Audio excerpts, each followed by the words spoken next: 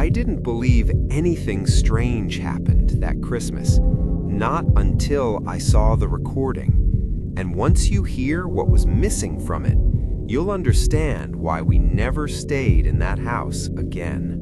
This happened 2 years ago, December 25th, Christmas night. The kind of night that's supposed to be calm. Everyone else in the house was asleep by midnight. My parents, my younger brother, even the dog. I stayed awake. Not because I was scared, not because something felt wrong. I was just cleaning. Empty plates on the table, used napkins, half-melted candles. The Christmas tree was still on, soft lights, red and gold.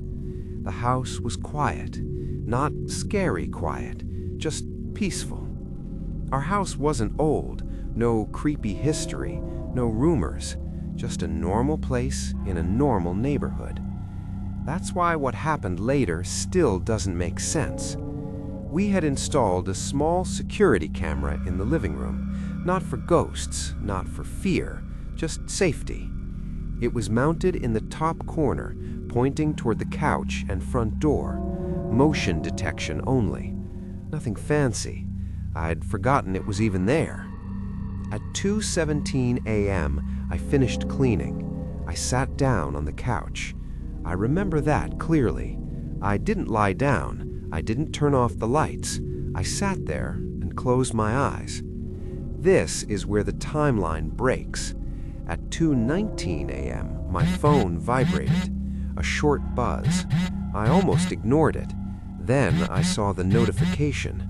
Motion detected. Living room. That didn't make sense. I was already there. The camera shouldn't trigger unless something moves. I picked up my phone. The app opened slowly. The loading circle spun, and then the live feed appeared. I was on the couch, lying down, asleep, facing the camera, wearing the same clothes I had on, breathing slowly. For a second, my brain tried to fix it. I thought, the app is delayed. The camera glitched. I'm confused. Then I felt something cold in my chest. Because I was standing, I could feel the kitchen counter under my hand. I could hear the fridge humming. I was awake, and the person on the couch was me. If you're listening to this right now and thinking this doesn't feel fake, you should already know where this is going. I stared at the screen. My hands were shaking. That's when I noticed something else.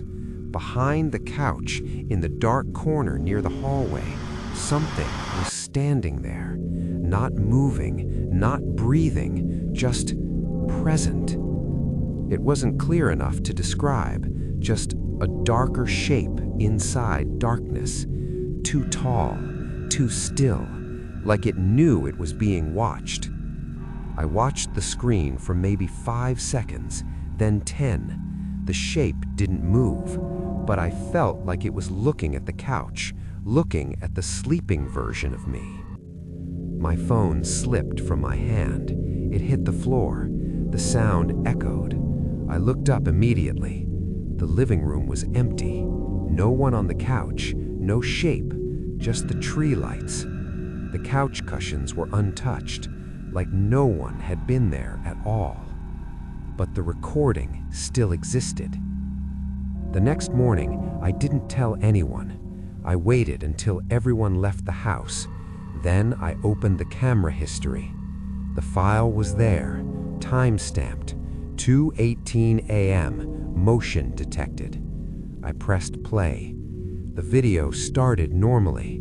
The couch, the tree, me lying there. Then the video jumped. No glitch screen, no error, just a clean cut from 2:18 to 2:24. 6 minutes, gone. No explanation, no corrupted file, just missing time. I noticed something else later. The couch pillow was on the floor. I never sleep without it. And the dog refused to enter the living room. He would stand at the doorway and whine, never crossing the line. If you've ever felt like time was missing in your own life, leave a comment. You're not alone. A week later, I saw the marks on my bedroom door, on the inside. Scratches, not deep, but deliberate, like fingernails testing the wood. I asked my parents. They said they didn't touch the door. My brother laughed, said I was overthinking, but the scratches were at my height. We moved in January, didn't tell anyone why, didn't argue, just left. Before handing over the house, we removed the cameras. I didn't want another recording. 3 months later, I got a message from the new owners. They asked only one thing. Did your camera ever stop recording even when it detected movement? Then another message came. We keep hearing footsteps at night, but only when everyone is home. I never replied. Some things don't want to be seen. They just want to be recorded. And sometimes they want to replace you. Christmas Day had been long and tiring. Family dinner, too much food, too many people talking at once. By night, the house finally became quiet. It was just me and my wife. No kids, no pets. Our house sits at the end of a short street, only 3 houses total. Very quiet at night, especially on Christmas. Around 11:45 p.m., we locked all the doors, checked the windows, turned off the lights except the tree. We went to bed. Nothing felt wrong. At 12:31 a.m., the doorbell rang. One time, not repeated, just ding. I sat up immediately. My wife whispered, "Did you order something?" I hadn't. No deliveries come this late, especially on Christmas. I checked my phone. No missed calls, no notifications. The camera app opened slowly. The camera showed a package already placed at our door. It was a medium-sized box. No logo, no tape branding, just cardboard, placed neatly, like it had been measured. I checked the timestamp. 12:32 a.m. Package detected. But there was no footage of anyone placing it there. The clip started with the box already on the ground. No person, no shadow, no sound. I zoomed in. There was a shipping label, printed, clean. My name was spelled correctly. So was our address. But the handwriting on the from section, it was empty. No sender, just one word written in pen at the bottom. Open. Before I continue, if you've ever received something you didn't order, you already know how wrong this feels. I didn't want to open it, but leaving it there felt worse. I grabbed a flashlight, unlocked the door. The street was empty. No cars, no footsteps, no sound at all. I picked up the box. It was heavier than it looked, too heavy for its size. I brought it inside and locked the door immediately. We placed it on the dining table. The Christmas lights reflected off the cardboard. I opened it slowly. Inside was another box, smaller, wrapped in plain brown paper. And inside that, a USB drive, black, unlabeled, nothing else. No note, no message, just the drive. We waited until morning. At 9:14 a.m., I plugged the USB into my laptop. There was only one file, DEC2512am.mp4. The video was grainy, black and white, night vision. It took me a few seconds to realize it was footage from inside our house, our living room, the Christmas tree, the couch. The camera angle was low, like someone was standing in the corner. The timestamp showed 12:07 a.m. The video played silently. Then, I saw myself sleeping on the couch. I hadn't slept there that night. The video continued. At 12:18 a.m., the front door opened. From the inside, slowly, carefully, someone walked out. The camera didn't show their face, but I recognized the jacket.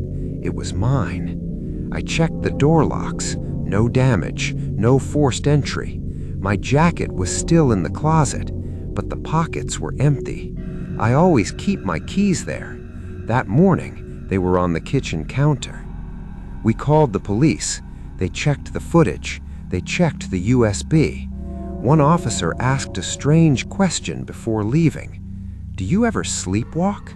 I said no. He nodded and said nothing else. 2 days later, I checked the doorbell app again. There was a new notification. Package delivered 12:32 a.m. No package was there, but this time there was a short message attached. Next year. Some gifts don't come from strangers.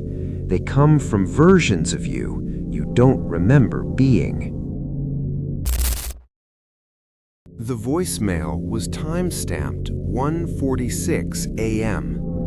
The problem was, my phone was with me the entire time. This happened last Christmas. It was just me and my mother at home. My father had passed away 2 years earlier, so holidays were quieter now. No guests, no late-night parties, just the TV, soft Christmas lights, and silence. By midnight, my mom went to bed. I stayed awake in the living room, scrolling on my phone. The house felt normal, safe. At 1:52 a.m., my phone buzzed, a missed call notification from my own number. I stared at it, confused. I thought it was a glitch. Phones do weird things sometimes. I cleared the notification and ignored it. That was my mistake, because the call left a voicemail. I didn't listen to it right away. I waited until morning. At 9:10 a.m., while my mom made breakfast, I played it. At first, there was only static, then breathing, slow, close. Then I heard my voice, whispering, "Don't turn on the lights." My stomach dropped. The voicemail ended. Duration, 23 seconds. I laughed it off. I told myself it was a prank. Maybe a recording glitch, maybe stress. But something didn't sit right. The voice sounded tired, not playful, not joking, afraid. I checked my call history. There was no outgoing call, no missed outgoing, nothing. Just the voicemail, like it had appeared on its own. If you've ever received a call that made no sense, you know the fear doesn't come immediately. It comes later. That night, I paid attention. Every sound felt louder. The floor creaking, the fridge clicking. At 1:46 a.m., I heard footsteps, slow, coming from the hallway. I held my phone tight. I didn't move. Then my phone buzzed again. Another missed call from my number. This time I listened immediately. My voice again, but closer, clearer. "Stay where you are." Then a pause, then a whisper. "He's still awake." The message ended. I wasn't alone in the house. I quietly walked to my mother's room. Her door was open. She was asleep, breathing normally. The hallway light was off. I hadn't turned it off. The next morning, I checked my phone carefully. The voicemail file had details. Recorded location, home. Not cellular, not unknown, home. We changed our numbers, changed phones. Nothing like that ever happened again. But sometimes, on Christmas night, my phone lights up. No notification, no call, just the screen turning on. Some voices don't come from outside. They come from moments you don't remember living.